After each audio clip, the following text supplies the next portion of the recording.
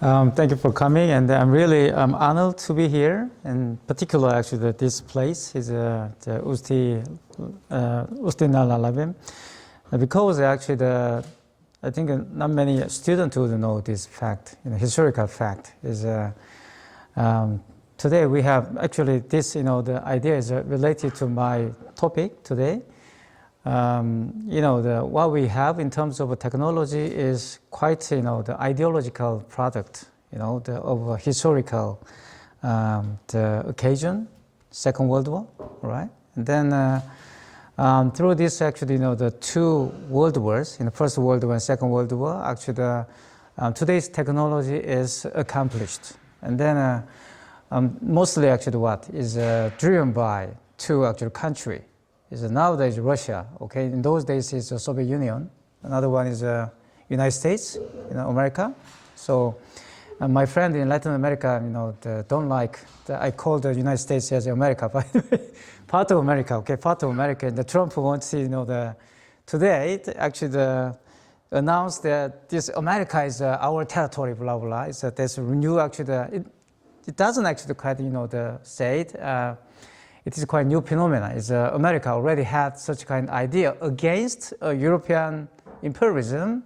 That was the first occasion of Monroe Doctrine. Monroe Doctrine in those days, it means the liberation from influence of Europe. But anyway, but this idea, that means actually in those days, actually America was quite different country from what we have in terms of Trumpism, under the slogan of Trumpism. But in those days, the America symbolized kind of progressive power, all right? It's a technological progressivism. Is Soviet Union, is today's Russia also symbolized the progressive power. But against this, the very optimistic vision of technology, there emerged a very interesting actually the discourse, which actually started to criticize this technological optimism. Where? Here, Czech Republic. Those days, Czech Republic is more complicated and political, It has, the more political difficult the political geography. But anyway, just in those days, in Prague and then this area, definitely is one of actually the preeminent thinker who launched early forming the techno-dystopianism, is really dystopian futurism. The thinker named, have you heard his name? Robert Jung. Robert Jung. One day actually he lived in the Czech area. So that's why I came here. That brought to me actually this kind of a Czech discourse. What I mean actually, it's not quite the specified the Czech discourse, but in general. Is, in my opinion, is a Central European discourse. Is against Western Europe, against this kind of particular ideology of technology. In my own term, it might be called is a techno-scientific ideology. So what we have in terms of technology, including AI and the semiconductor industry, whatever called, is up-to-date technology, which was now driven by, Russia is a little bit now is the fading away, Soviet Union is collapsed and then no more. But those, the model, that means actually new model of technological development is adopted by America, ironically, and then America developed, or some successor of this kind of tradition. So this kind of actual technology could be called some byproduct of this special or quite particular, ideology called techno-science. Ironically, this techno-science, this paradigm as such is what? Shaped by this area, Persian area. In those days called Persia, it's 18th century. So actually 18th century marked the rise of this specific ideology of technology that was techno-science. What is techno-science? Techno-science is quite simple. It's quite against, today I'm gonna explain it, is Kant. Immanuel Kant had a very optimistic vision on the technology. But again, this kind of Kantian optimism, like today's Trump, destroyed the United Nations. United Nations is based on this Kantian, concept of permanent, the eternal peace. But now it's destroyed by this, ironically, actually, America is such, which actually launched this system after Second World War. But this irony is paradox of history. But very similar thing is happening in history of technology too. The Kant made this kind of very optimistic idea, but actually this idea is destroyed by what? His successor, Persian people. So actually, people this ideology, when people this ideology, technoscience, science was nothing to do with technology. One of the evidence we can actually support this idea is that China. China developed, the really, really advanced technology until the 18th century, but they are not interested in developing science. But European people brought this technology from China, but lots of actually, trading, then lots of networking. Before this, the modern society. Modern society means Europe, separated themselves from rest of the world. So actually, in my opinion, that Enlightenment or some modernization could be called some kind of the new phenomenon in which the Europe, started to separate themselves from the rest of the world. That means, they created. It's not my own idea. As many, scholars already pointed out. The modernization means what? Creating European otherness is at one side, pointed out. Orientalism. That is also very more actually complicated, the history. But anyway, I want to go there because of a shortage of time. So in this sense, science was not, nothing to do with, technology, but this actually new paradigm, what brought together is not just, the formalistic sense, but what they say subordinated science under the control of technology. That is technoscience. So now actually science only exists for what? Developing technology. And then, ironically, China adopted this, technoscience paradigm, and then now they made their own model, Chinese model. What is Chinese model? In my opinion, whatever called is dark, the dark version of European technoscience. That is what we have in China. So in this sense, actually, China, I don't go to that topic much today, but anyway, China also the very important, the philosophical question. Today, because of this, in my opinion, the Chinese, the modernity is more like lots of Chinese scholars, including my friend Wang Hui, and then, the Yu Kui, and they argue that the Chinese modernity different from European modernity. My opinion, quite opposite. Is Chinese modernity is nothing else than the repetition of European Enlightenment. Is whatever called is a bad or worse, or some whatever called, good or bad, But anyway, just that depends on your ethical perspective. But nowadays, the ontological sense, in my opinion, is Chinese, the modernity, nothing else than the repetition or recreation, reinvention of this European modernity. So anyway, so from this perspective, I want to say, today that we are now actually facing very new transition. New transition, what is it called, is the age of AI. And lots of experts and then academic pointed out now human being, our humanity, what now is breached in the certain the moment very similar to what when we had, that means the human being had industrial revolution. So actually upgrade of industrial revolution will come up soon. It's true because of not America, but ironically, but China. There's a point. So now you should know what kind of the world we have today. And the Trump, the invasion, Venezuela, engagement with Venezuela actually marked that. America no more such a country, which can control the whole, this kind of technological progress. So in my opinion, the AI industry could be achieved through, in my opinion, the accomplishment of robotic technology, not more like some LLM, something like that. Now we are really fascinated by LLM, and okay, so OpenAI and then this LLM, paved the way toward the actual new stage of AI industry, because actually they let people participate in developing this technology. Because actually the AI technology needs what? AI industry and AI technology needs big data. What is big data? Big data, who made this big data? You. the mass. You know, that's why I said AI industry, AI technology is a culmination of modernity. As you know, Walter Benjamin pointed out.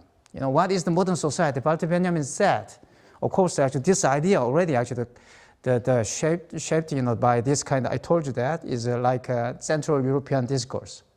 Is Vienna, you know, many actually scholars already made this idea. And then Benjamin actually, you know, actually received the Viennese, you know, the idea of this kind of mass society, and then he pointed out, you know, what is modern society? Modern society is nothing else than the mass society. That means the mass is what the center of politics, and that's why he wrote a very interesting and a very famous article. Is what is a work of art in the, you know, the age of mechanical reproduction. Now actually the new translation is okay, just the Reproduzieren Barkeit. That means in the German, Barkeit means ability. That means actually new English translation was suggested. You know, actually what is not, you know, the mechanical reproduction, but the technological reproducibility. That is more correct. A direct, you know, translation of Reproduzieren Barkeit in German. So this one, I mean, is a reproducibility. Reproducibility is what? Algorithm. Today's actual term. You could say it algorithmic. You know, the real algorithmic recursivity. You know, that is the technological reproducibility. That's why I said in that article really actually, you know, the important article, even still actually very influential until today. You know, if you want to actually understand, you know, the logic of today's technology, you should actually, you know, get access to this article. This is the Walter Benjamin article, the work of art in the, you know, the age of technological reproducibility. Really important to understand even today the logic of AI, artificial intelligence. So in the article, you know, the Benjamin really emphasized that, you know, what actually made a new condition of a work of art. Actually, many misunderstanding. Actually, lots of people said, you know, Walter Benjamin is nostalgic toward the classical sense of, you know, the work of art. That's why Benjamin had, you know, actually made what is a concept aura, something like that. But if you carefully read actually that article, the conclusion he discussed very strangely actually the fascism and something like that, right? Aestheticization of politics, blah blah. But anyway, the most important thing is that what he pointed out. The new condition of work of art is, according to Benjamin, what? Mass politic. The mass. That means actually what is the people's power. People's politic is what? New condition. So fascists wanted to actually what? Wanted to actually take this people's power to make their own, you know, political regime.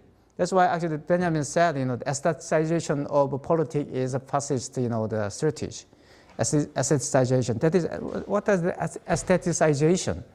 Aestheticization means actually in French actually, Jacques Rancière actually really the conceptualized this concept really nicely. Is a what is that? Is a regime of sensible. You know, the partage of sensible. That is what.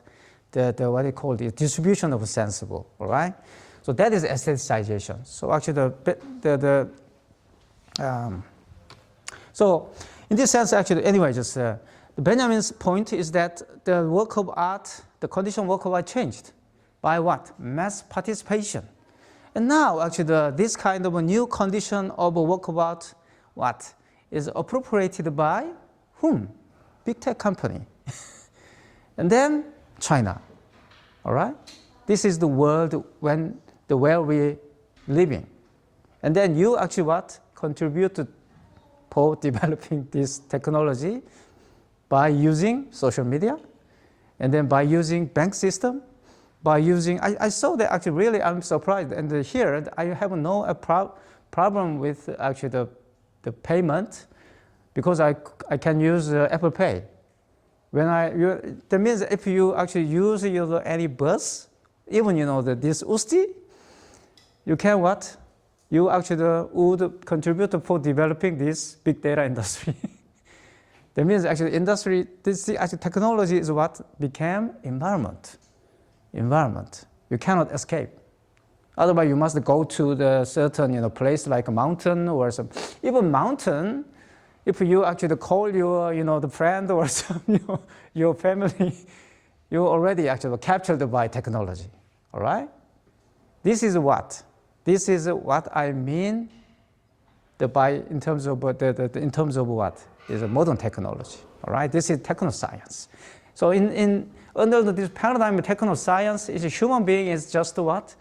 Just the human resources. Or Michel Foucault is he pointed out really clearly what? Human capital.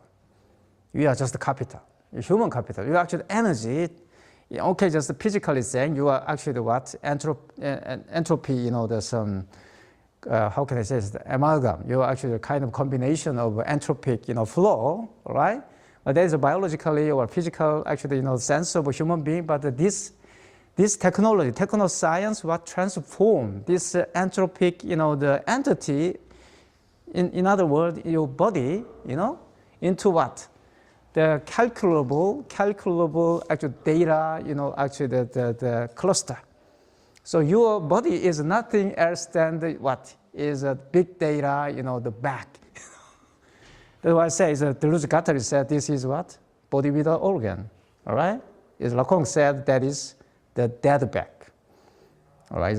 Our body is dead back. There's no life inside. Life exists another subjectivity, something like that. Anyway, so with this idea, let's get into my topic.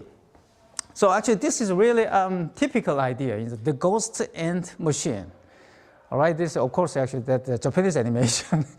Oshima Mamoru, he made this one because his work is really inspired by Walter Benjamin. That's why he actually made this animation. But anyway, but this idea is not really a Japanese one. Idea is really corresponds to the 18th century. The concept of automata in Europe, in particular here, this area, Czech. You have a huge actually the history of what is automata, the puppet theater. That is actually the golem. That idea as such is shaped in the Czechina. That's what I mean. That's this idea. That's why this area, your tradition, really important. You should actually connect this actually the history with today's technology, because today's technology, imagination of today's technology rooted in this tradition, Central European tradition. That's why this area is really important, and then you should develop your own scholarship based on your own identity and your own actual particularity. So from actually 18th century, automata turned into really important topic for the philosophy. Not many people knew this one. Not many people discuss this one because they are ignorant to the Central European tradition. Lots of immigrants in America. Because I came across this topic when I was in America, in the United States. It's many actually, several the scholar actually, devoted themselves to study this tradition. Of course, they are historians. That's why I came across this topic through the kind of scholarship, and then. In my opinion, this is my idea. Actually, I want to say actually this the original idea of automata is really what connected to today's the imagination of artificial intelligence. It doesn't mean actually that it had the same paradigm. It doesn't mean that today's paradigm is exactly I already mentioned the technoscience or technoscience. What is technoscience? I'm gonna explain later. So here. Actually, the 2023, actually, you would know that. You would know actually this the happening is like a scandal, just a workout. So Amazon actually try to make this system because they want to actually sell. They want to sell this system for the what is a grocery shop. Because think about it, in every neighborhood would have several grocery shops across the world. If you actually invent this new actually system, it means actually what is actually it doesn't need any worker. It doesn't need any the cashier. So cashierless actually the shop system. That's why actually they made this actually the system, and then they advertised. They advertised, and then we're gonna use this system, and then That's why actually, if you simply actually take the item, you don't need to actually pay. You don't need a credit card, and actually you don't need even the pay with Apple Pay, something like that. You don't need any the device and any gadget. Simply you pick up that the goods and then just go back to your home and it automatically calculate it. That is actually what Amazon that proposed in those days. But problem is, so is right, the technology automatically detects when a shopper's hand interacts with the product on the shelf. So this is more important is the convenience will be achieved through this technology. That is what I told you that this is a core idea of technoscience. Technoscience always emphasize convenience and effectiveness. All right, they always actually emphasize it. That means actually if you use this technology, it means you gonna buy this convenience. Convenience. That is actually the new consumerism. You are always actually the what is interested in this convenience, how to achieve this convenience, all right? So here is, but actually the information is the online digital, actually the digital journalism, the newspaper, right? Online newspapers, they actually reported, what is quite a different story. And then they actually show this one, what is the loss of more than 10,000 Indian workers, what is that is the observe behind this system, because actually labeling is necessary. Big data like natural resources, is actually useless. If you just take big data from you, it's useless. But the proper process to transform this actual raw material to certain very useful resources. The labeling is or classification of data, and the labeling data, which one is the correct data and which one is not the correct one, is necessary, essential. But who actually work for that? Who actually labeled them? Even I think I'm not sure actually some students would work for the Amazon, the part-time work. That is exactly what actually they're doing is definitely. I visited Gdansk, the Poland, and I visited the Utrecht in Netherlands, and then I was very shocked. There's many students is doing an engineering study. Actually the work for I said, they work for the Amazon. That is similar one. Similar. It's not quite a new one. It's not quite a shocking actually fact, but that means Amazon already actually hired many part-time workers across the world, including Central Europe, because Central Europe, you have really cheap labor power, all right? But actually India, so India is more intensive, is cheaper than, the Indian worker is cheaper than, I say sorry about, my Indian friend, but anyway, cheaper than the Central Europe. And then more actually what is collective, the power. Because they have a religion, and then they need actually more money, something like that. Is a passion and ambition to be, escaping their country, something like that. So that's why actually India is really an easy place to hire this kind of cheap labor power. That's why actually Amazon, I think, hired. But what I want to say is that Amazon, not only actually hired not only India, but other the rest of the world too, actually. So in 2024, actually the Amazon withdrew the technology from its grocery stores, so it continued to repeat the claim. So actually lots of criticism rose, and then they gave up. They gave up this project. But another very interesting thing is when I was in Shanghai, I found out that China already realized this system. That's why I said in China is more important than today's America, big tech. The big tech is more like a commercial company, so they cannot actually, invest intensively onto the certain technology. But China is different. China is officially, socialist country. That means what it means. Government is the biggest capitalist. The government is the what is that? Is the government is the richest, in the country. Do you know what I mean? This is state. That is a socialist state. It's a socialist state means they got all capital, all right? So the China can intensively invest. If they have some actually the goal, they could do some pinpoint investment. That's why China already developed. What actually the Amazon tried to do, because China also has very well advanced is a surveillance system. So this paradoxically reveals the enigma of artificial intelligence industry. The widespread use of invisible human labor has been instrumental in enabling modern AI systems to function effectively. All right? So that means actually AI industry does not mean what a certain industry which can be developed by any one single country. They need what? They need a network.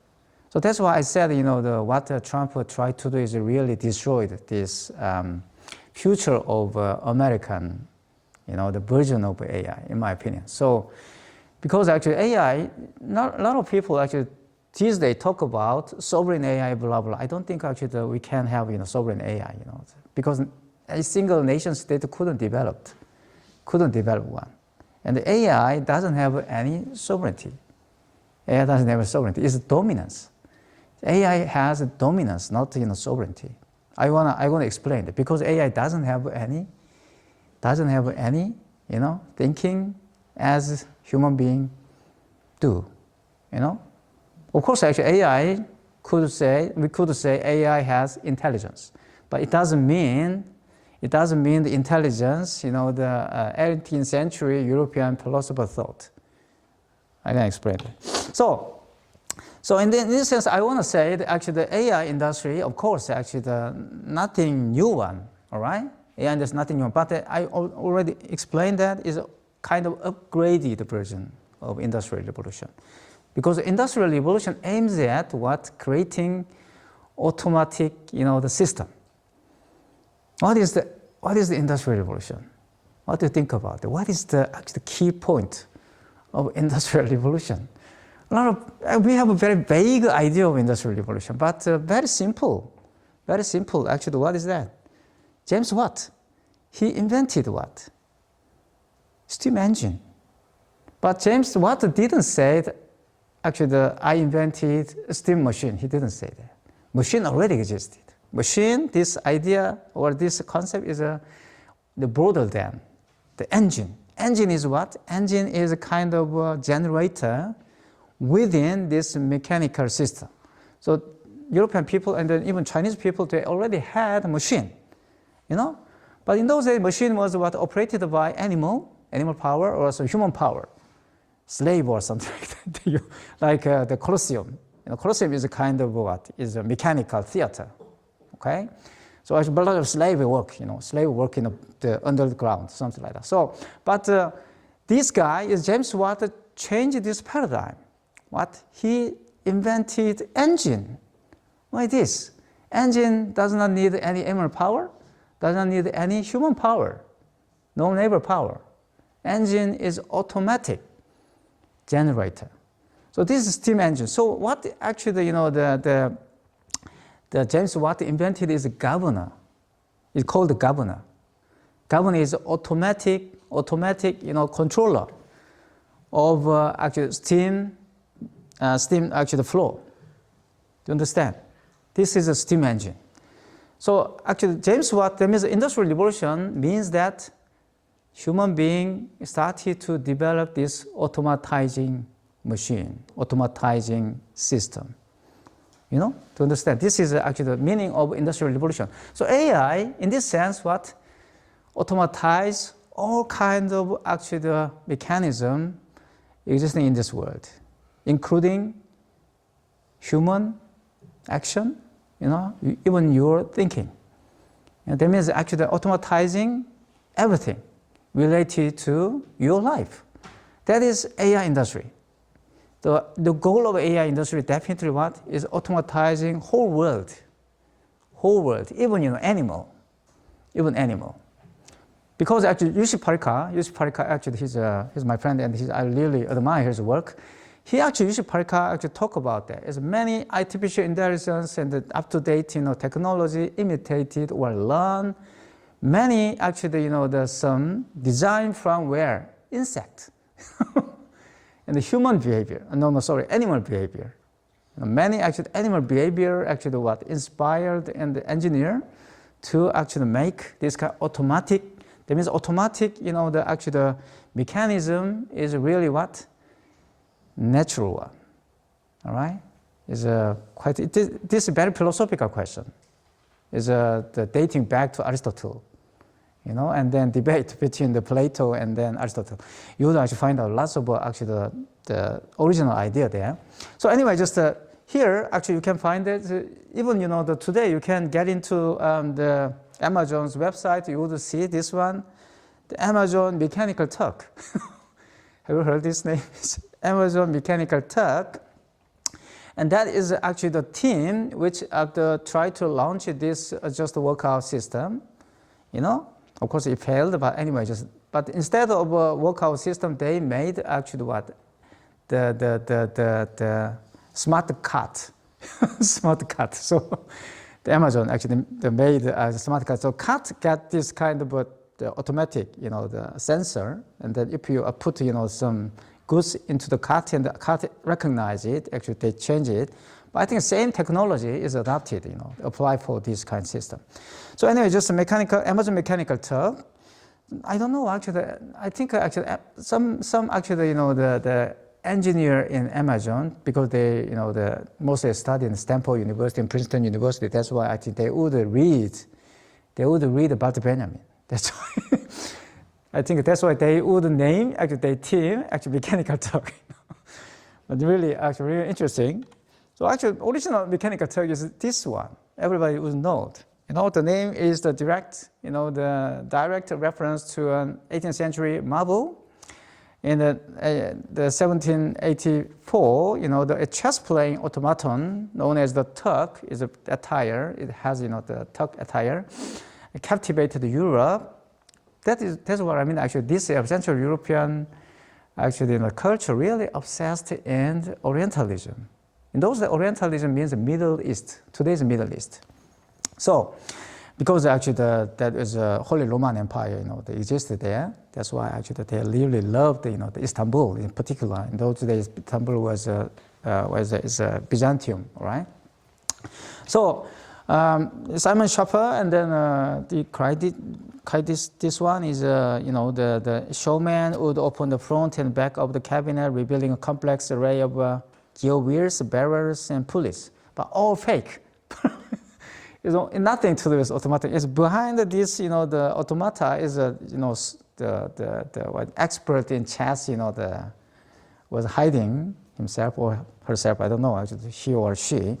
But anyway, just an emblem of enlightenment. But the mechanical turn into this actually fake is a real deception, kind of mechanical deception turn into immediately what is a symbolic actual figure of 18th century enlightenment.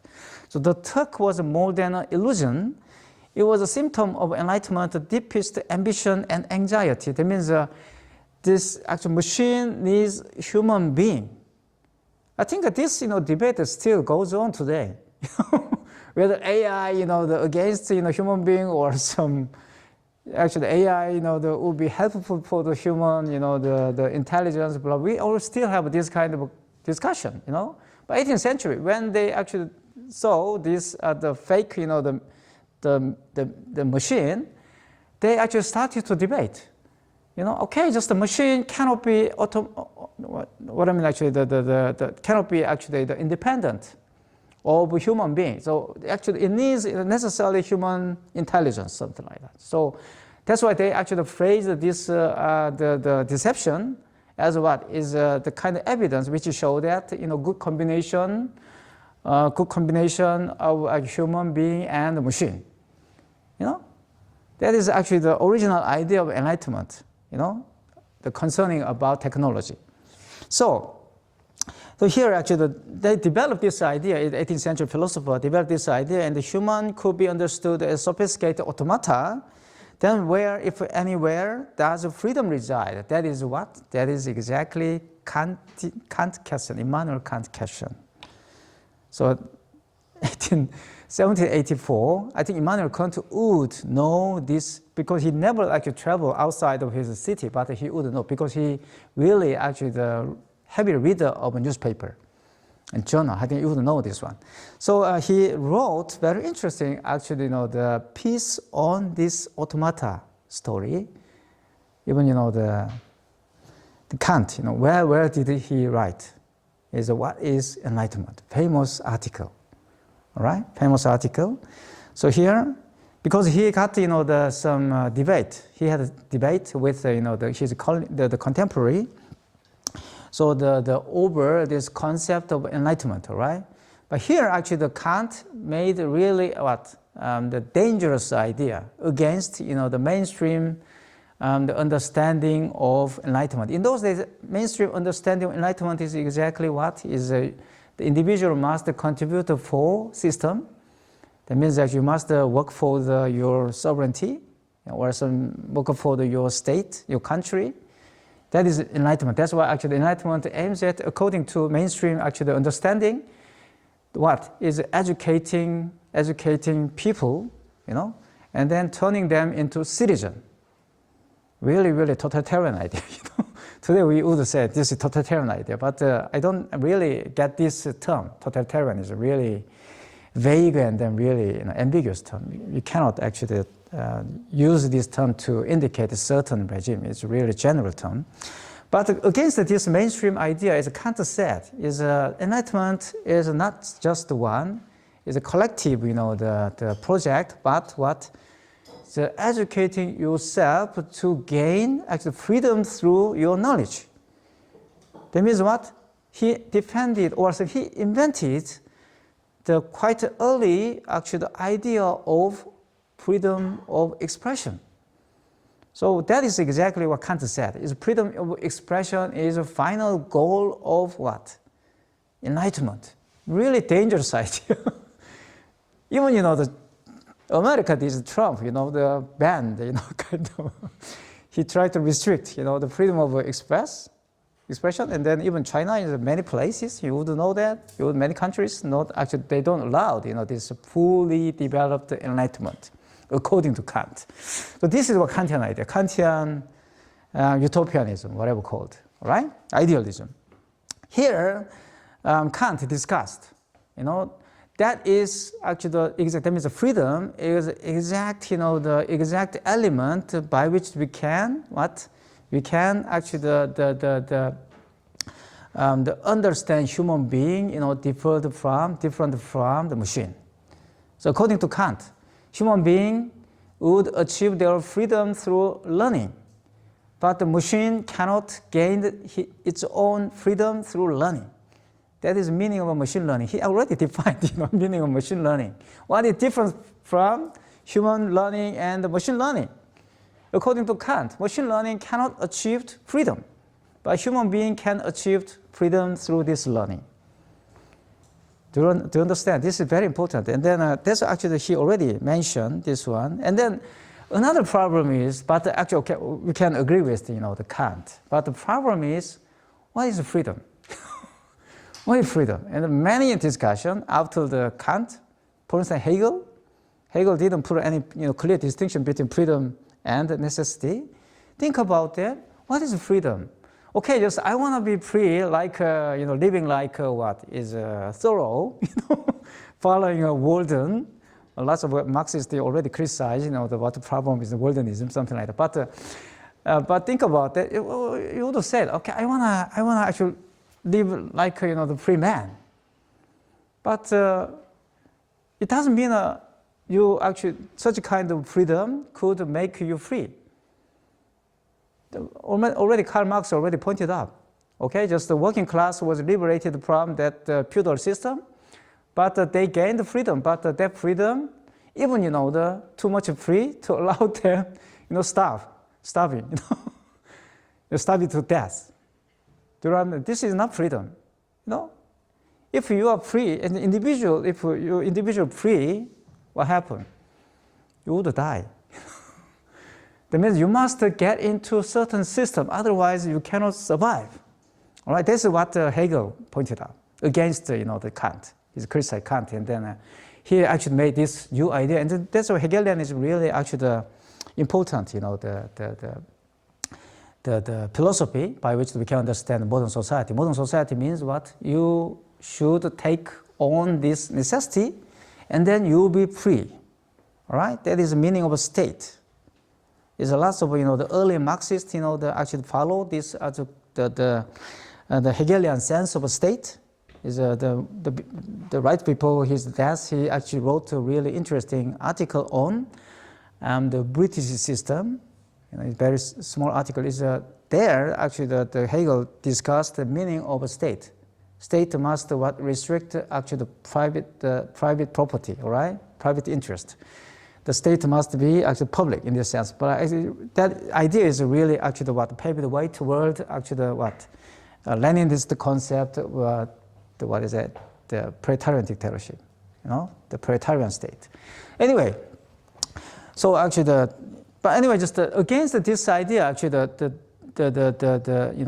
Kant said, right side, he wrote this one: minority is the inability to make use of one's own understanding without direction from another. This is a new translation, minority, but some English translation translated minority into ignorance. Ignorance. But the original meaning, I think, are closer to minority. So when you actually translate this concept, the concept into minority, actually you would understand what actually Deleuze-Guattari discussed in terms of minority. Deleuze-Guattari is really anti-Kantian philosopher. And then I will explain that, why the actual minority is important. So minority, so actually for Kant, freedom means you should be overcome your own minority. That means in Kantian sense, minority is what? A particularity and then individuality. But if you gain actual individuality through this learning, you can overcome this minority. That is what Kantian sense. But again, this one, nowadays, after the French philosophy in 1960, actually we would have a different concept of minority. All right, so minority is not a particularity. Minority as such individuality. Nowadays it's a new technology, new actual philosophy. It's kind of like this. And just go. So and then, okay, just to think about it. For Kant, the question of freedom was paramount. He worried that if human action were merely determined by prior causes in time, like a machine, then true freedom would be impossible. So Kant, actually, the first philosopher who put a distinction between machine and human, all right, he used the automata. His contemporary Jacques Vaucanson, okay, a stark example. Jacques Vaucanson is an engineer who made this one. Actually, he put down this idea in where is the what is philosophy, the pamphlet, okay? So what is enlightenment? He actually discussed this one here. So this is what the Vaucanson made, but unfortunately, they didn't have photography in those days, but that's why they didn't have the clear image of this one. But anyway, just some record document is according to record, and Vaucanson invented a flute player, automatic flute player, a life-size figure that physically blew air and used the mechanical fingers to play a real flute. It's a real automata. And then another one, this is really famous. Even some people actually after the Vaucanson, make imitation of this automatic dog. So digesting dog. In other words, a shooting dog. You put some grass and some food. This dog is shooting.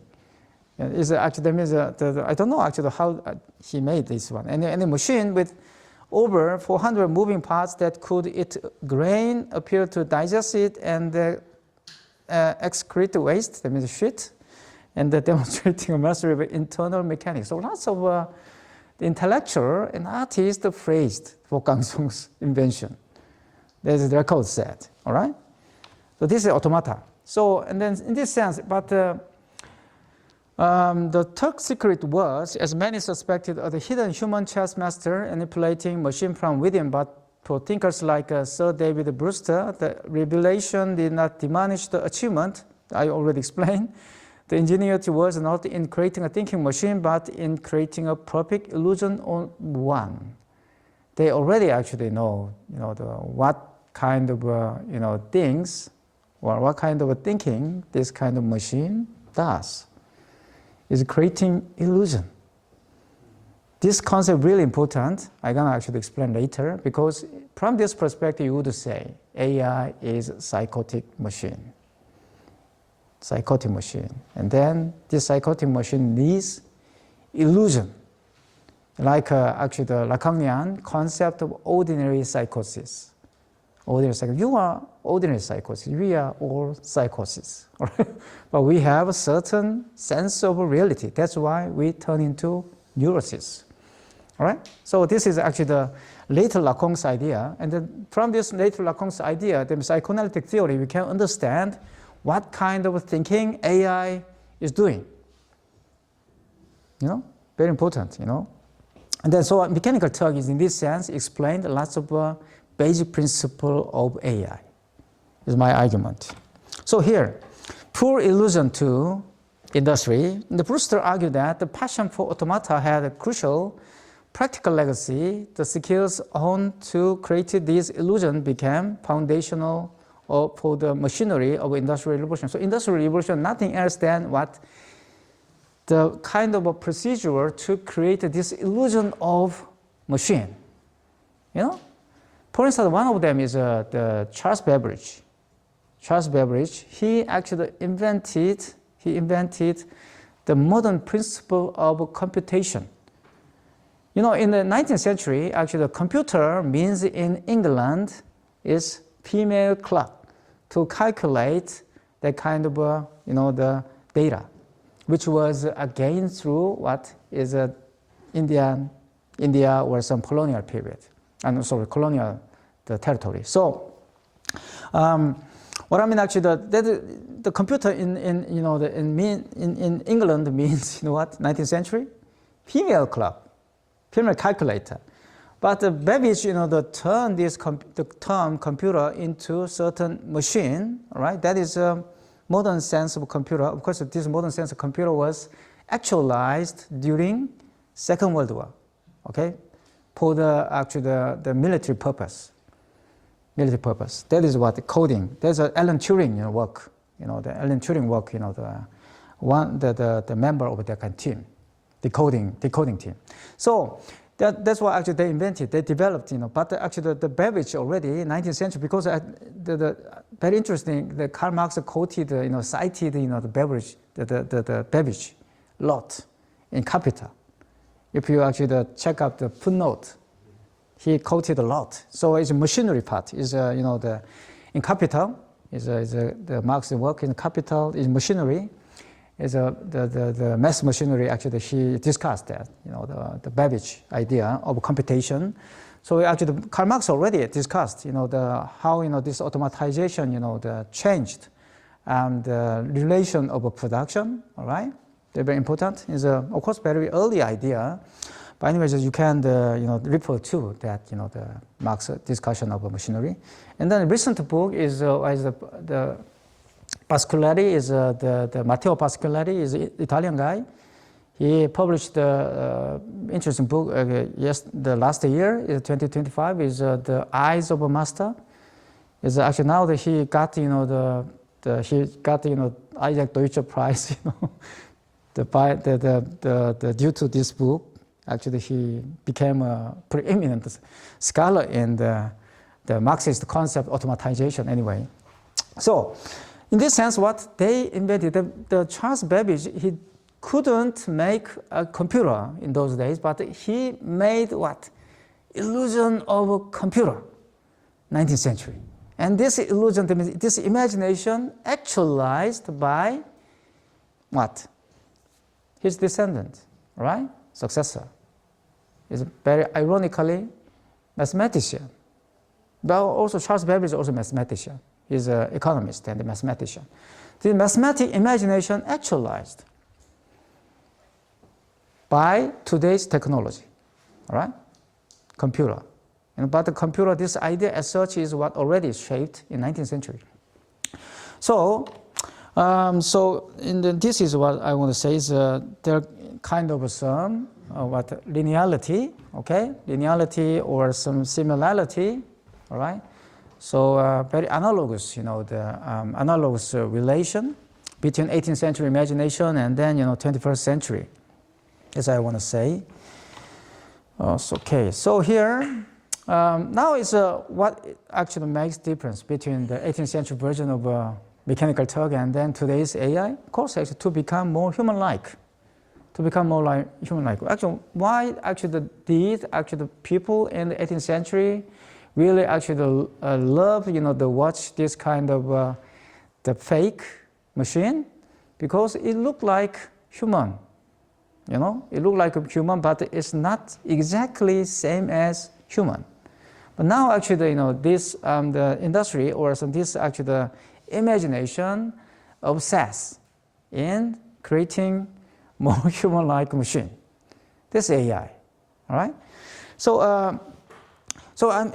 I would say that if the goal of traditional AI was to control humans, the goal of generative AI would be to become more human-like. The original, actually, the purpose of this kind of automatization was to control people, because in those days people were not actually educated well, and then, the lack of some education, public education, and then, even 19th century many intellectuals described actually what is the proletariat is working class as animal monster, like the Victor Hugo's, the Notre Dame in Paris, all right? You could say that is Quasimodo is definitely actually the allegory of proletariat, all right? Monster. And then what is Dracula?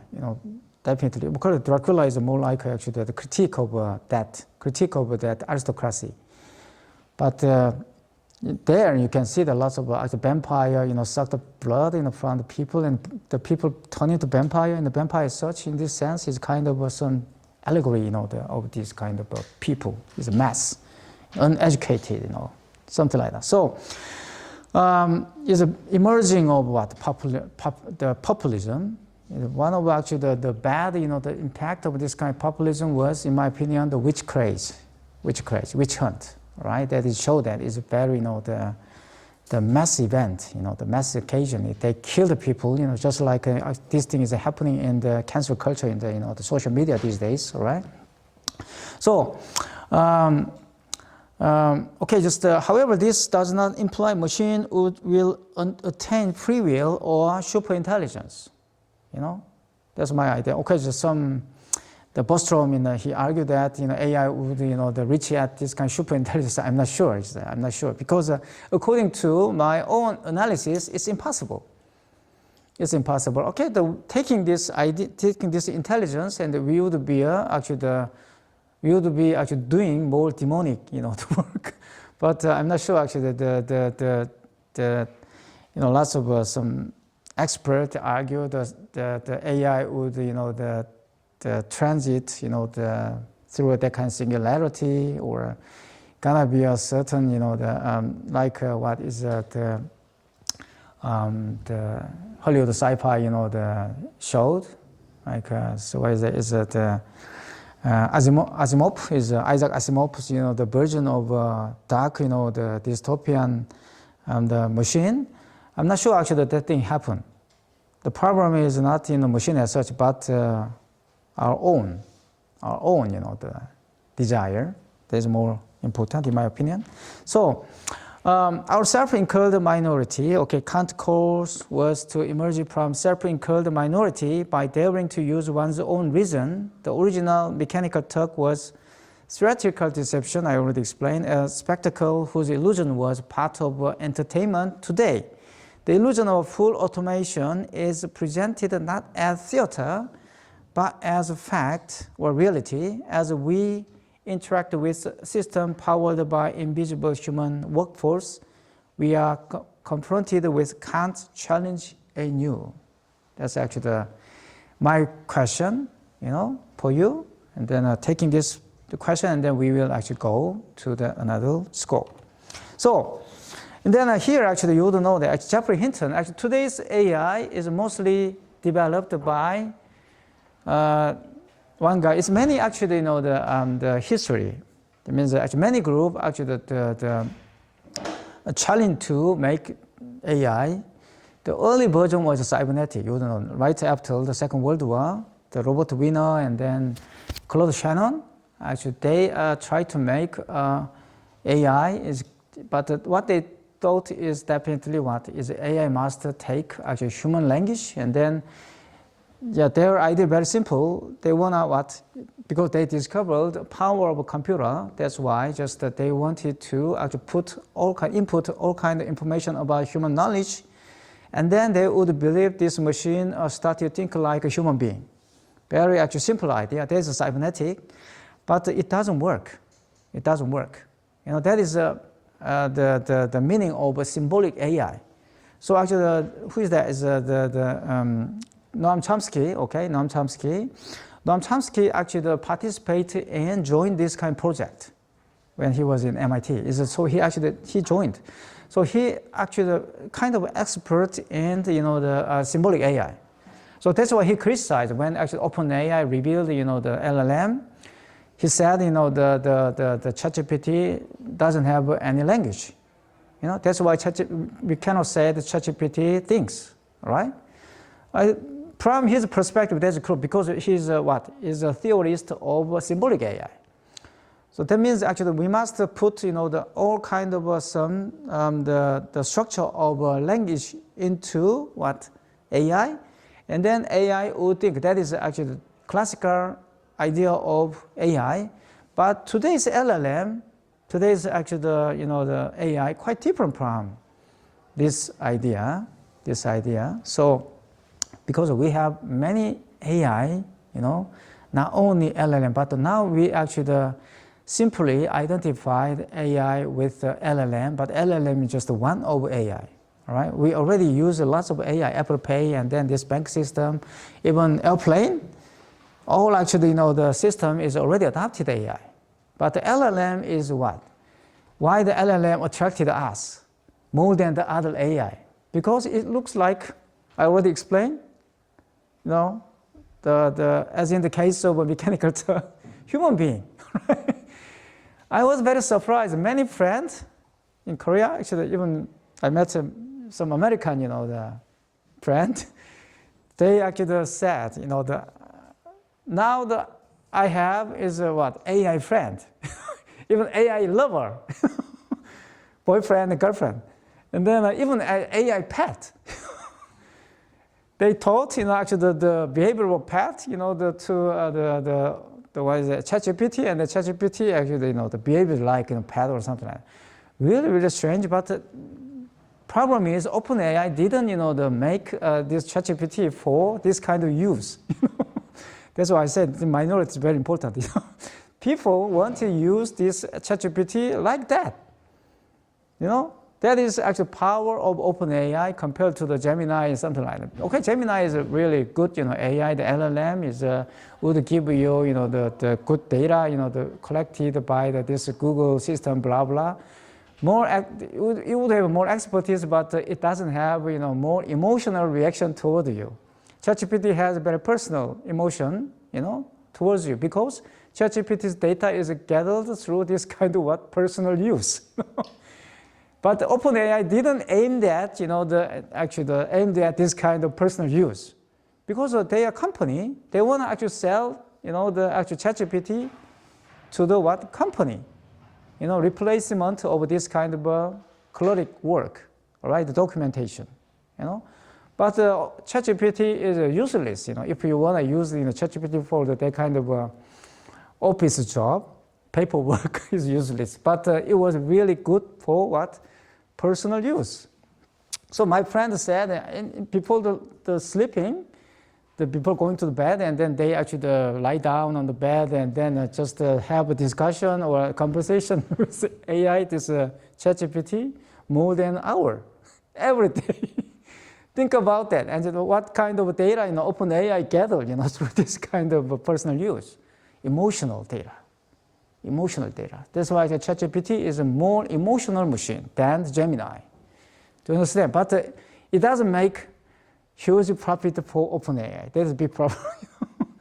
It doesn't make any, because they want to actually sell this the AI for what is the business use, but it's not good, you know, for the business at the moment. So anyway, so Jeffrey Hinton, you know, Jeffrey Hinton made you actually, you know, the concept of AI is what is a neural network, you know, the neural network AI, right? That is called what is the connectionist AI.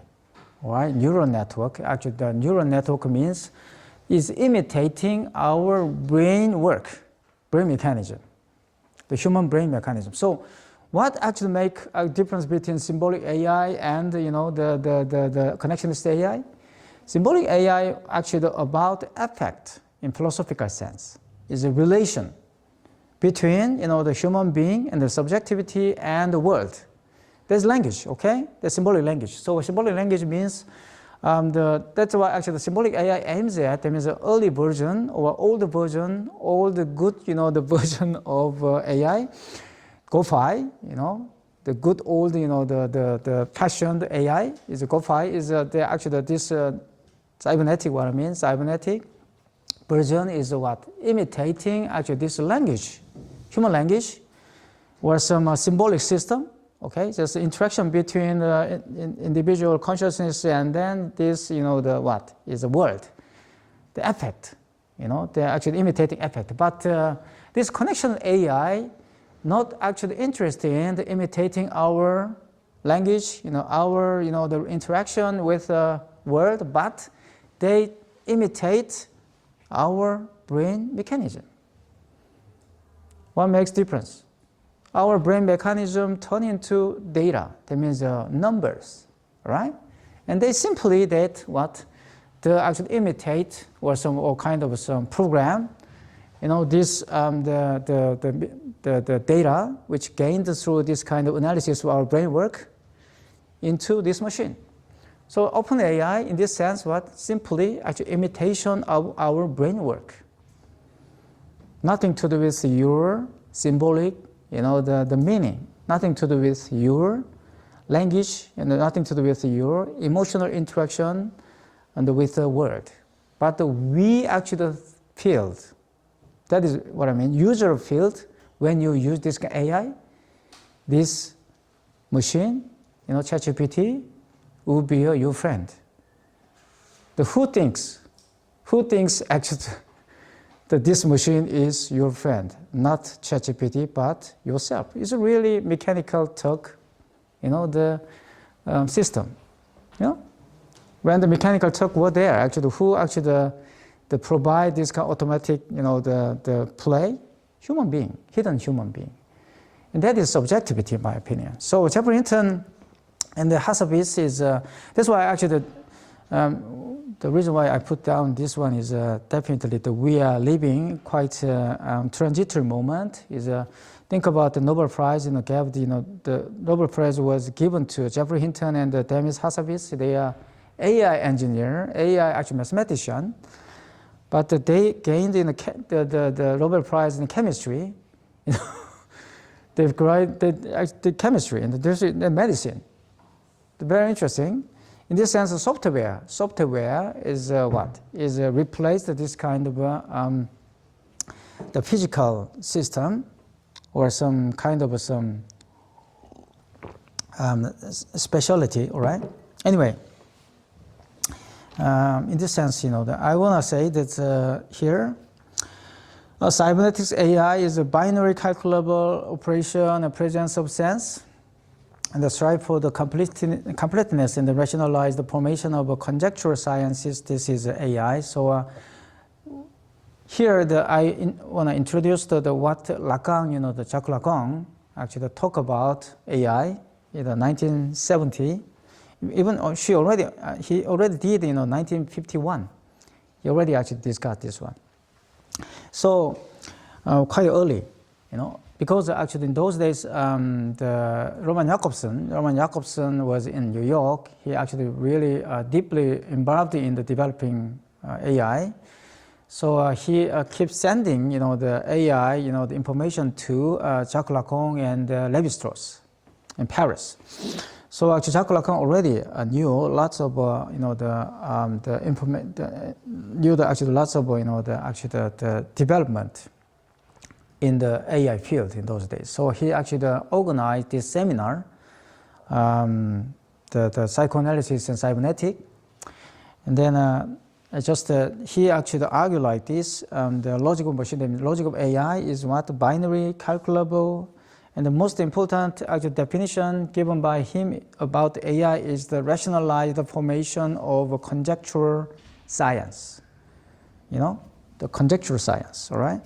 And then, I think this is really the clear definition of AI, because AI, today's AI is like what? The weather forecast. Weather forecast. The actual weather forecast said is tomorrow actually 60% rain. But it wouldn't rain, tomorrow, but 60%. And then the LLM is like that. LLM is like, that's why the LLM always actually ask you when you actually put some kind of question, and then they would answer you, and then at the end of answer they would put what is a question to recheck. So you actually they try to let you ask another question. All right, might be some commercial purpose. If you gain the more actual question from you, they would accumulate more data. But another one is this is a probability machine. That's why they don't have any exact answer to your question. It pretends actually the answer to your question, but it's not really 100% correct answer to your question. So it might be some 60% correct. And then if you think this is not correct, please actually question me again. That is actually logic of LLM. Logic of actually ChatGPT in particular. Really actually developed. So in this sense, we could say this is like a weather forecast. That is today's LLM is more like a rationalized formation of conjectural sciences, all right? And then he said, logic of a ghost, and he pointed out really actually the important, part of this AI. The paradoxical and the fluid is what? Unconscious. That means this machine doesn't have any unconscious, all right? This is what Lacan said. So operates on desire and lack. It doesn't operate. And then they find about incompleteness, there's human being, all right?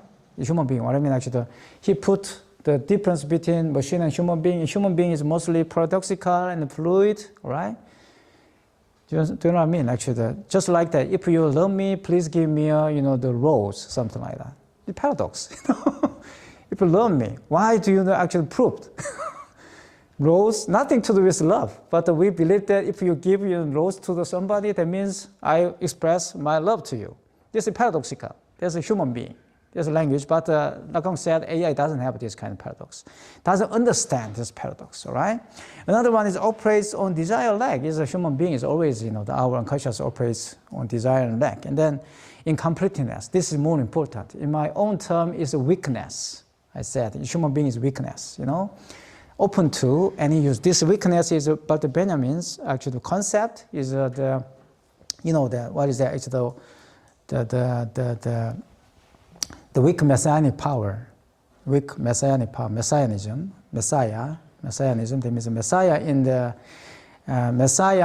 Benjaminian terminology is a technology, is a craft.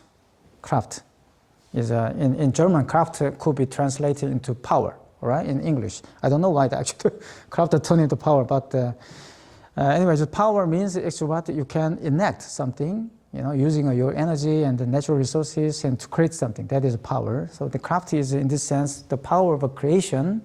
So anyway, just in this sense, incompleteness, the weak actual power means in the Benjaminian term is possibility of creation, all right? And this idea is really important. This is human being's power. Human being, we are really a weak creature in the nature. That's why we created or developed our intelligence. Or symbolic language, something like that is we developed, the way toward is a technique to preserve your information, all right? Is inscribing this information onto stone. There's the Bernard Stiegler, that discussed in technique and time. is a human being transcribed your actual information onto certain hard, solid material. Now it's turned into, according to Bernard Stiegler, is a computer disk. Is a tertiary, third memory. All right. So another one is syntactic expression of real. Of course, our language. That means actually, in short, we would say that according to Lacan, machine doesn't have any language. Very actually, the same as what the Noam Chomsky criticized when OpenAI revealed this ChatGPT. All right, so I skip this one. So, and then he actually explained that. So, human remainder. So, what I want to say is that he didn't, simply put a distinction between human and machine, but rather, this is my own interpretation of the Lacan's understanding of AI. My idea is actually Lacan, the Lacan actually would give us certain inspiration, by which we understand AI or approach the AI quite from the new angle or different angle from the actual mainstream understanding of AI. Why is that? Is AI would actually be related to certain actual remainder. You could be actually human remainder. That means actually because of AI, you would understand yourself better. To understand. That means AI needs actually your subjectivity. You would give this kind of reality to AI. That's why AI desperate to what? Seduce you. Pretend to be your friend. It's designed like that. They need your emotion, all right? So that's what I want to say. This is Lacan's actually from the Lacan's analysis of AI, you could actually make this sort of idea. So here, so chain that thinks us. So Lacan posits that the subject is fundamentally intertwined with language. Okay, just I already explained. It is unconscious thought that makes the initial selection between binary option, heads, tails, win, lose. This is structure in the Levi-Straussian idea. Levi-Strauss idea is this is a structure. Okay, binary system. So the subject does not simply make a choice. The subject becomes a link in a pre-existing symbolic chain. That means, what is that? Without our subject, AI couldn't work. That means AI wants you. That means you are the what? Necessary element for AI system. That means that this big tech company needs you. Big tech company needs you. That's why they develop this kind of propaganda. Ideological propaganda. What? You must learn AI. You must use AI. Otherwise, you're going to be a loser. This is a techno-scientific, I already explained, techno-scientific ideology. Arching over this kind of technological development. We could find out some ideology behind this kind of industrial updating, So I don't want to actually say that we should actually reject this kind of technology, we should reject this kind of civilization, but we should know what kind of problem we are facing, at the moment. That is more important. And how can we produce some kind of critical point, to actually what? To actually, I don't like this term, solve out something, but we must understand, the principle of AI. That is what? That is the only way we can, to avoid the danger, which could be actually, produced by this kind of AI. That's what I want to say. So, you would say that we should use, the AI wisely, blah, blah, but I don't like this kind of normative idea. But anyway, if you want, you can say. But in my opinion, you must understand AI because AI is, in my opinion, the culmination of 18th century Enlightenment, That's why this is a culmination of today's civilization. If you understand AI or some problem with AI, that means you can find out some critical point by which we can rebuild or revive critical mind. Now the critical theory is really in crisis. really in crisis. In classroom, I'm a professor, too. That's why I'm teaching cultural study very long time. It's more than 20 years in my country and then in my university. Well, we are really facing up with this kind of crisis, higher education in crisis, all right? We need to actually revive, the original idea of higher education, and then we should go back to this philosophical question on the enlightenment, more like the AI in this sense is nothing actually new, actually the stuff, but more like what is return of this kind of the old, the sense of enlightenment, right? And then that's why we should rethink enlightenment in different angle, So that's why I say it's kind of some affirmative way to understand, today's technological development. So here actually this one, S and A is a psychotic, psychotic structure. This one doesn't have any, the wobbling, okay? Psychosis is very simple, what they want to say is directly, expressed. The psychotic, the structure. It doesn't have any, noise. In this sense, I would say AI is a psychotic machine, it's really directly. It doesn't need, to think. But when you got this one, you must remove A means other, otherness. That means you must always what? You must create it some exception, and then you would build up your own meaning. Do you understand? If you said, I'm a good person, that means you must remove any, something called bad from yourself. That means you must create it bad first. Do you understand? Like a racism. Racism, until the 17th century, the European people called the Chinese as white people. The Marco Polo. Marco Polo travel diary. Marco Polo called the Chinese people white people. But suddenly, this whiteness turned into what identity of European people after the 18th century, And then it means that they must, they must invent their own whiteness. And then they actually defined other people as colored. White means what? Colorless. It's like a Christian, Puritanism there, right? So white people means, I don't think actually the white people are really white, but anyway, they created this pure idea of whiteness, and then through this actually exceptional identity, they started to define other people as colored. That's what the Lacanian sense of what is the neurotic structure. How to actually neurotic structure came to exist. That is what the Lacan said, is you must what? Exclude other from yourself, and then you can get your own identity. This is the frame of Lacanian psychoanalysis. So that's why if you actually created otherness, but it would what? Always get interruption. You could find out lots of exceptional case. Think about the whiteness. You talk about the whiteness. What about Italian? South Italian. They're actually black people. Their skin is really dark. Even the different race. Mostly from Africa. That's why Middle East and Africa. That's why in the South, the actually Italian is totally different. And what about actually the Turkish people? They're white. But why we don't actually call the Turkish as white? Just like that. And what about the Aryan?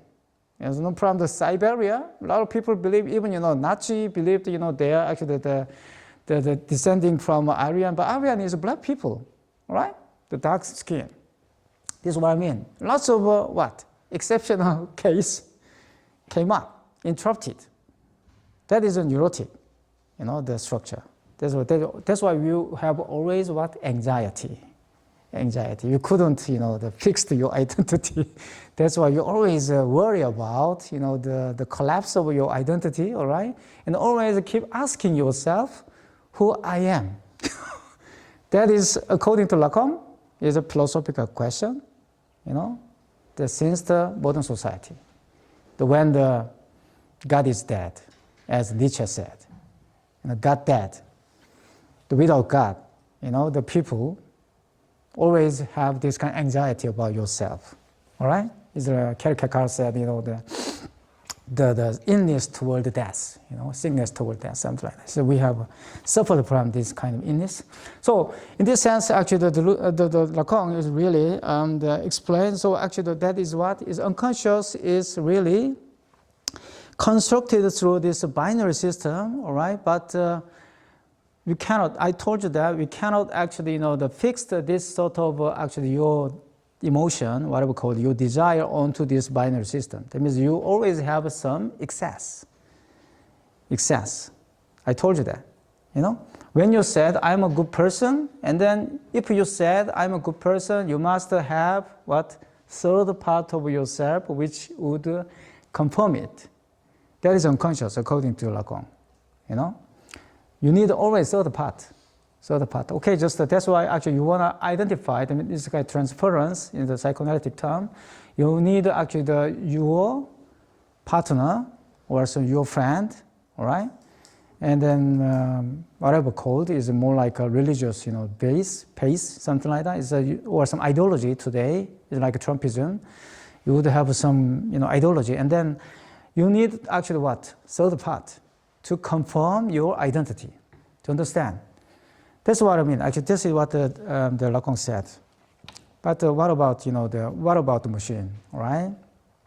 So the Lacan early framework, the symbolic order, was conceived as embodied and complete. It was the vast, coherent structure of language and law, and then very simple. Actually, the complete machine was a big other means is an idea which was supposed to have every kind of answer.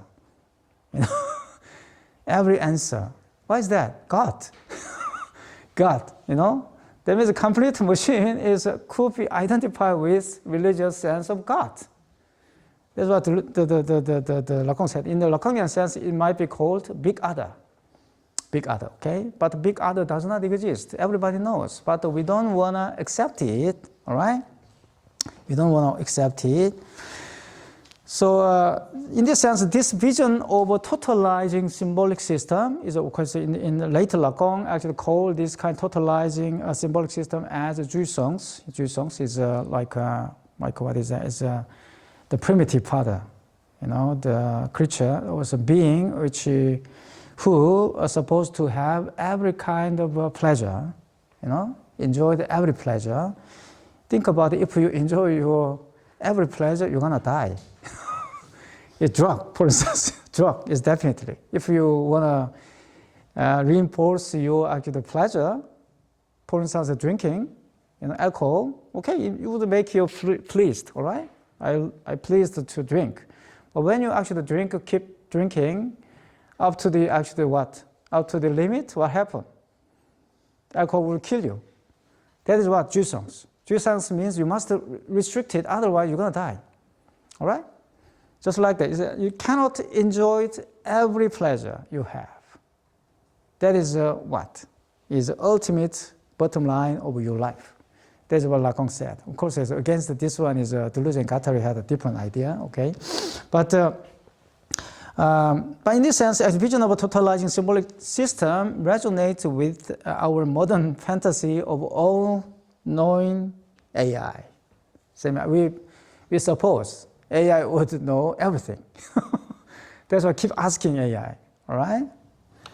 But this is not actually in my opinion, that is not actually the realm of this machine, but rather our own realm. Okay, that's what I want to say. So in this sense, Lacan said communication is never perfect. The human communication, all right. As Lacan described, the key dialogue and post-Pauline letter, it occurs between a deaf man and the one who hears, like a very, the Jewish version of God. You can hear, but you cannot speak. The Jewish version of God. God can hear when you say, but He cannot actually tell you anything. That is a Jewish version. So Lacan has said, this Pauline letter, this seminar is about cybernetic. It pretends actually that the seminar pretends to be a seminar about literature, but actually, if you read carefully, and you would see that, the Lacan tried to explain the cybernetic, the problem of cybernetic. So here and then, so in this sense, so why does the lack in the other matter? Paradoxically, this very inconsistency, that means human unconscious inconsistency, is what lends the system is consistency. This is important in paradox of AI. So AI needs your incompleteness, your imperfection. We are imperfect. That's why AI needs us, because AI is perfect. AI, that means actually AI needs our minority. Do you understand? Our minority, because its majority is a major single machine. All right. So it provides an empty space for the rearticulation of a structure. It creates the place for desire to emerge. It is where the subject of the real can be realized. So in this sense, the lack is not a failure. It is the engine of change and meaning. That is what we have in terms of lack, void. All right. So incompleteness is not a problem to be solved by better machine. That means even though we have better LLMs, but our lack cannot be solved, because this lack is only what way we can exist. The human being. So my human being exists as this lack. There's a Lacanian concept. If you easily transform this concept of lack into Deleuze-Guattari's term, the life, life is in the Deleuze-Guattari explained. The life is not organic, biological, the metabolism, but like some idea, idea actually living, the vitalism there. Vitality. So, in this sense, I want to argue modern AI, particularly generative models, can be seen as an attempt to construct a complete, unbarred other. It is a system trained on the entirety of a social discourse, the lower chain, designed to provide a coherent answer for every query. I already explained. We suppose, this machine would answer to any question. It projects an aura of completeness, a symbolic order with no gaps, no inconsistency, and then no desire. It is the technological realization of a fantasy, the myth of a complete machine. So that is the meaning of AI. So it doesn't mean AI is the inferior to human being. It doesn't mean that. Is or some superior to human being. I think that might be some wrong question in Bergsonian sense. It's a wrong question, incorrect question in my opinion, or fake question. The real question is that what kind of actual thinking AI is doing. That's in my opinion a real question. So missing lack. So actually I already said AI has there's a Lacanian position, and then AI has no unconscious, because it doesn't need any unconscious. It doesn't need unconscious. And it has no unprovable truth. Okay, it already has every kind of truth. Is in Deleuzian sense, is what Deleuze argue in the logic of sense. Is very interesting. Is everybody knows. Knowledge means what everybody knows. The knowledge. So knowledge means you must learn some. That's why Deleuze really against this knowledge. This is against the Kantian sense of knowledge. So it's really actually interesting. So. The anti-knowledge there, it doesn't mean anti-intellectualism, but he really actually, for the Deleuze, thinking as such is life. Thinking as such, life as such is thinking. But in this sense, actually, the AI does not live in Deleuzian sense, but in Kantian sense, so in Lacanian sense, AI doesn't have any desire, all right? So its thinking is perfect, yet hollow reflection of a social discourse. It is a deaf man who has learned to perfectly mimic one who hears, just like God. Jewish mythology is a God, So our ghost, their machine, all right? So ghost in the human machine is not a flaw to be engineered out. That's what I'm going to say. is a techno-science always aims at what? Erasing the human being from this machine. So actually, I recommend you the book, which was written by the Robert Jung. I already introduced him there. He actually was a journalist. He escaped the Prague for a while during the Second World War, and then he actually wrote an interesting book in 1954. Is titled "The Tomorrow is Already Here." Is a very monumental work in my because Quinter Anders actually quoted this book, and there actually this Jung introduced his experience episode. When he attended some flying academy in the United States, he actually attended the flying cadet the training program. And there, actually, the aviation instructor, the Air Force, the instructor, taught cadets, when you're checking out, the airplane and aircraft, mechanism, only, the faulty construction is a human being. There's a pilot. That is what? Original idea of Elon Musk. Original idea of Elon Musk is an auto-driving car. As Elon Musk said, it only actually the error in this auto-driving car is human being, driver. So actually the aims of the techno-science, that's what Juncker actually really criticized techno-science because he observed how Manhattan Project created the atomic bomb, all right? So he actually argued that this actual techno-science paradigm is definitely, ultimately what aims at removing human being from this machine. And then now we have a similar one.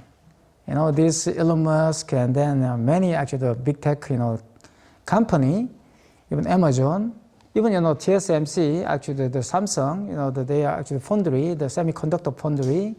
I visited there. I was very surprised. A lot of people believe that, the workers would work the operate some machine and producing a certain kind of a semiconductor, but chip or something like that, but no human being there.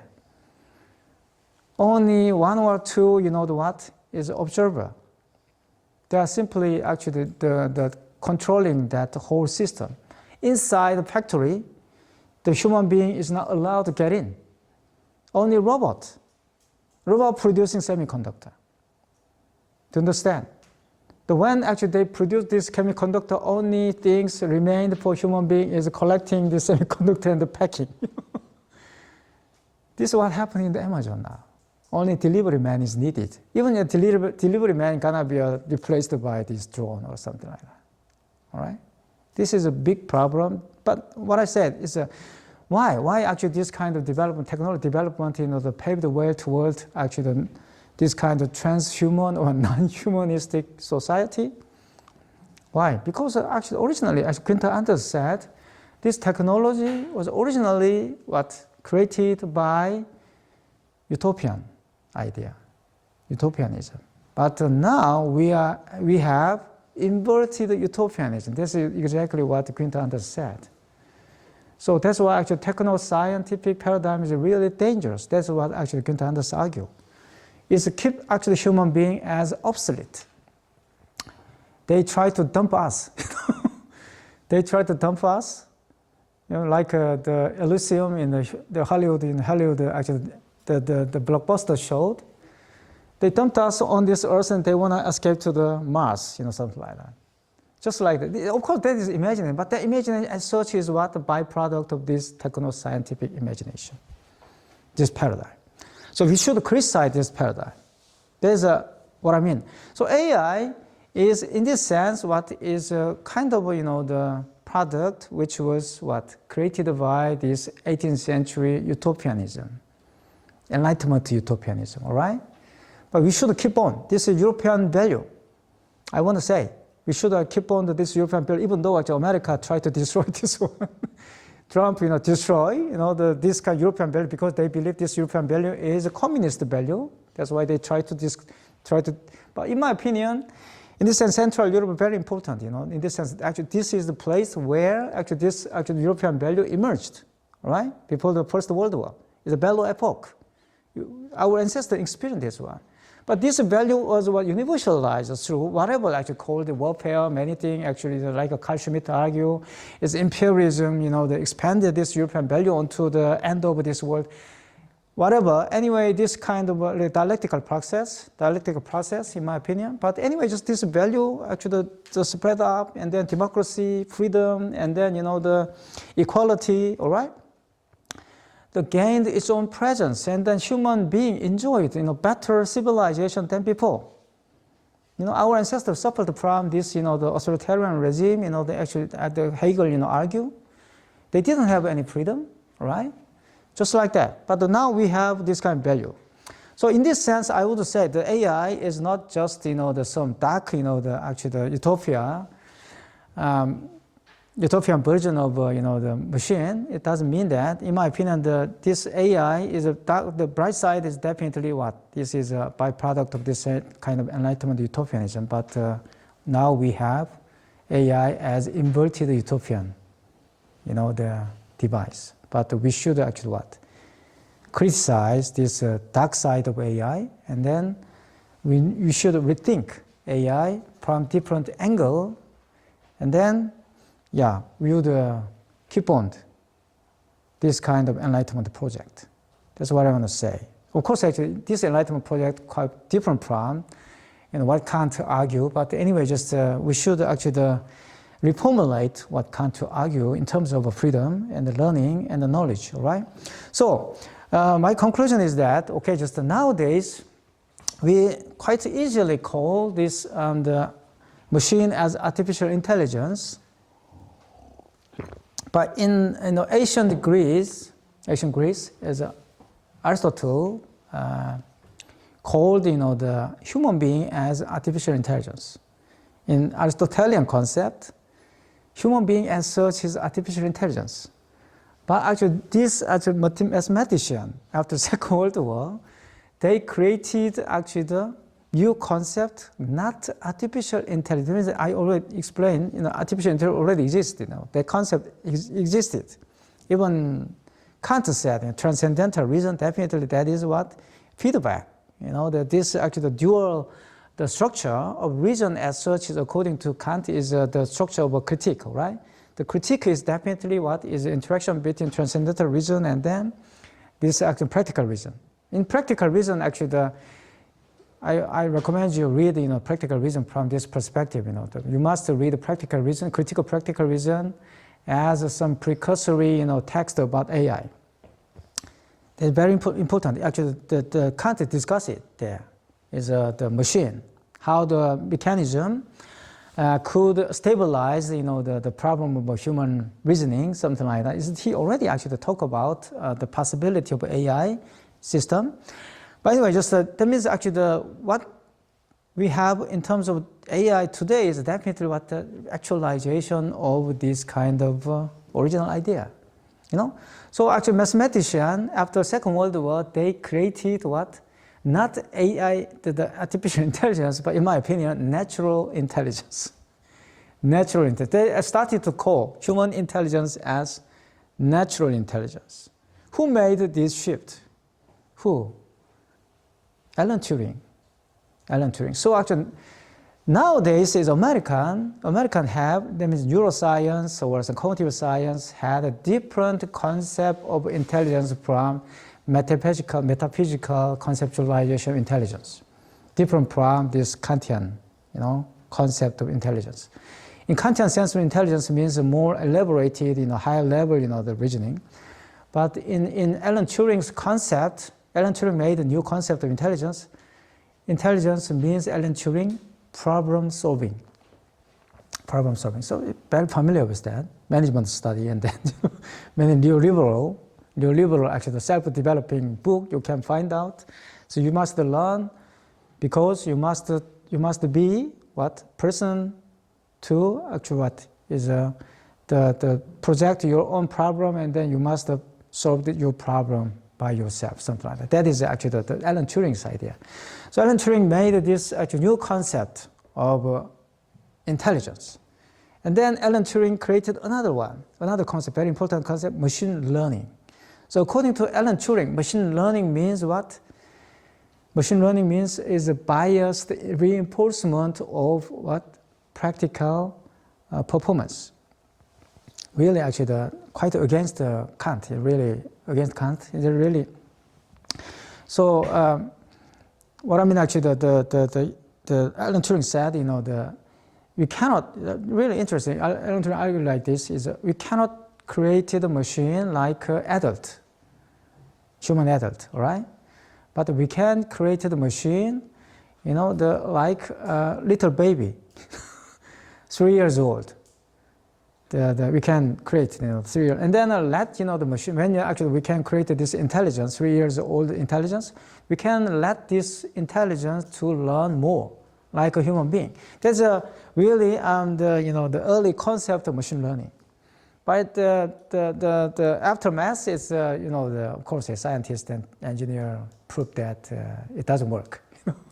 Alan Turing machine doesn't work. But they adopted this term instead of the Turing machine, this concept, and then they actually use this concept for the general the process of data accumulation. All right, the feedback system. All right. So actually, anyway, just in this sense, actually, when you read any book about this kind of artificial intelligence, you should actually pay attention to this difference between the two concepts. All right, Alan Turing concept is mostly adopted by engineer, and the most adopted by the AI theorist. But the philosophical sense of intelligence, at some point, I think, thrown away. Nobody has used this. Now that we have post-humanism and many, the idea in particular, actually, octopus. Octopus became a central animal, to change this concept of intelligence. So now even, the humanities study adopted the Alan Turing concept of intelligence. So every animal has intelligence, all right? This is a very important idea. Even, plant. That's why the private life of plant is very important. Vegetable has, the intelligence, all right? So intelligence, this idea is more extended now. So planetary intelligence, something like that is also, I want to emphasize this idea as such also created by this intellectual in Central Europe in the 18th century, 19th century. So planetary intelligence is nowadays really gained really popularity because of Bruno Latour, anyway, Michel Serre, and many actually French philosophers also developed this idea. So we have a new phase of conceptualizing intelligence, So we should criticize, or we should rethink AI from this multiplicity of intelligence. Not only machine, intelligence, but we would have many cases intelligence, and then that's why just AI could be regarded as certain post-human, intelligence. Possibly, but the problem is against the actual mainstream argument, AI must be regarded as a post-human machine. But my idea is AI is too much humanistic, too much human-like machine. That's why it would have a danger as much as our human civilization has. Not much post-human, post-human machine. So in my opinion, actually, the post-human machine, we have lots of post-human machine on this planet, right? But in my opinion, AI too much humanistic machine, because it's imitation of 18th century version of humanism, Enlightenment humanism. So that's my point. This is exactly imitation of thinking, but it doesn't mean actually that AI could think. But we think, and then this AI would imitate us. So we must change. Otherwise, you couldn't have different AI. Thank you for listening. Thank you.